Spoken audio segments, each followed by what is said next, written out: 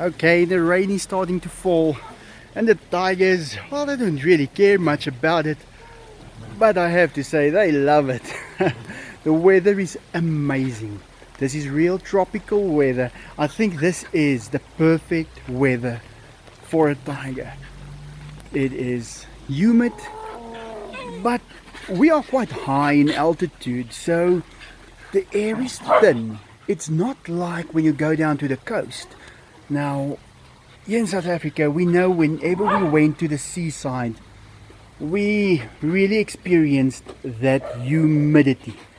And I can remember the time I was in Texas, I really experienced a lot of humidity.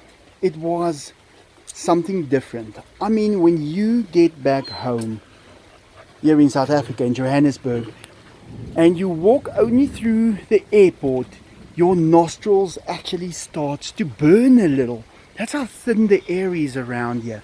So this is a different kind of weather for us here in, well, we call it Gauteng. That is what it is called now.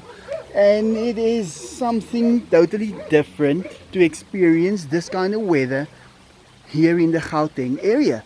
Now, if you go down to the coast, you will have the humidity. It's much more tropical over there. But since we've got the high altitudes here, it can get cold.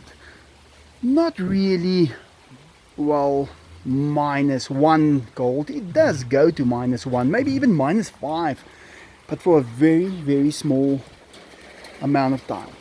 So we've got great weather. It's strange weather. I don't think you can compare it to weather of anybody else in the world. I think we've got the perfect weather, to be honest. Because tropical weather is great for plants and for everything that needs to grow and be green. But it becomes a bit too much.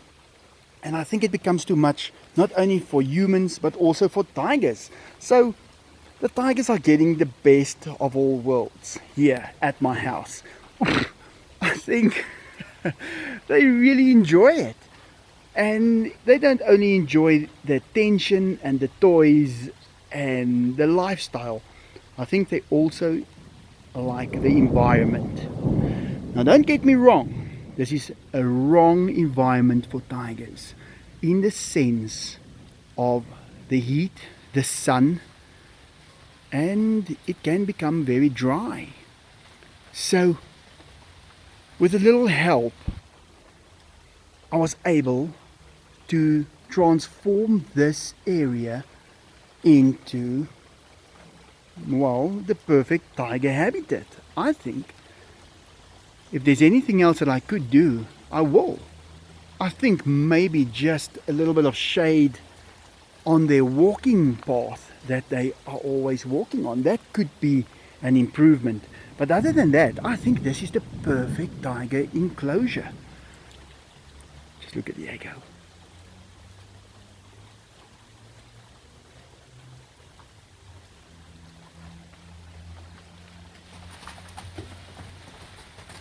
And there goes Enzo.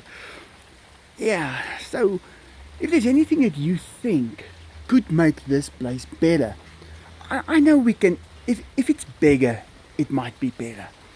That's the only thing, and it's not small, but I have to also be able to control it.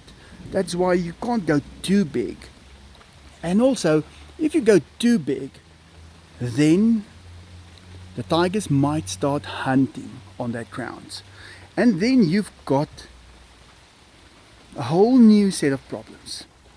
But I don't know.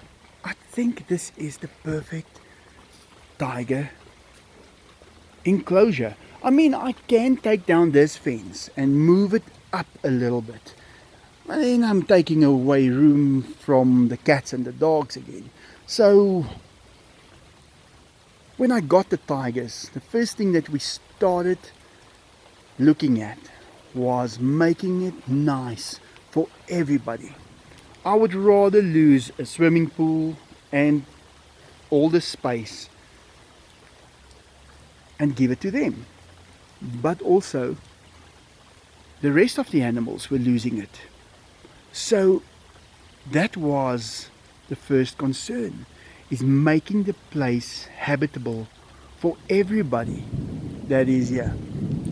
And even for the Diegos, we didn't know it, but how was we to know we would have gotten the perfect litter of kittens and the vegetarian cat? Well, 8 years later, just about 8 years later, we didn't know that, but it turned out great. So the tigers are happy with the area. I know it because I look at them every single day and I can see it. They've got their jungle.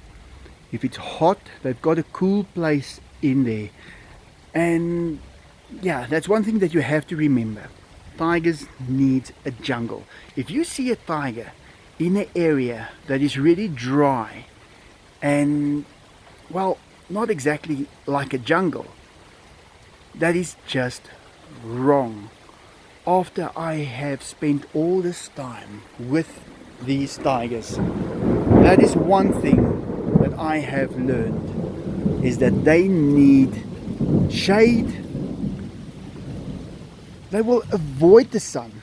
That is something that no one, I don't think anybody will be able to prove it to me unless they are in a cold area and they're going into the sun because they have to. But they don't like the sun. They don't tolerate it.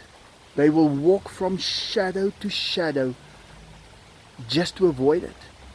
That's why I say I can make this place much bigger, or a place bigger, but to control it, it will probably be an area that they are trying to avoid all the time. So I've learned a lot about tigers. Now you have to know, I knew nothing about them when I got them. I did not know the sound they make.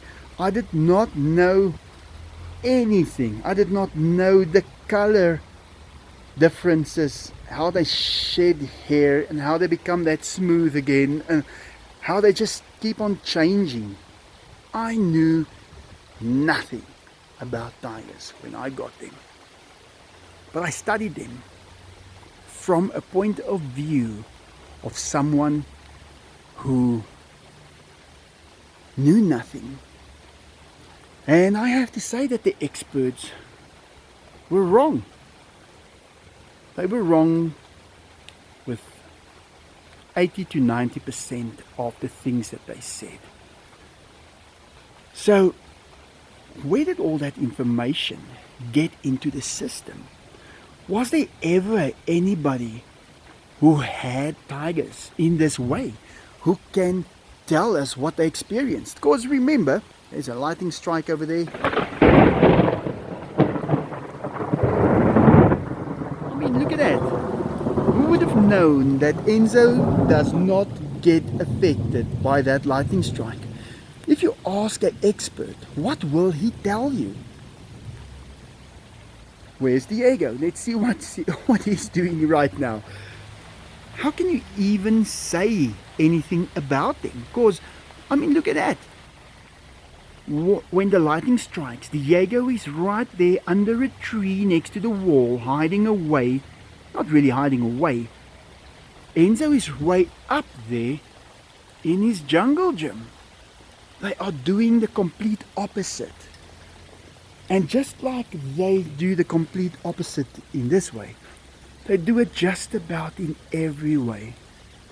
I think the closest we can get to making decisions on how tigers are and what their instincts are is to compare them directly with human beings.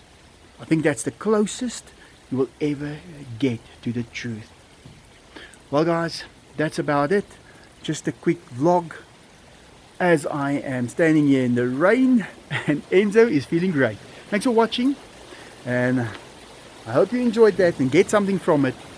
And like always, have a good day.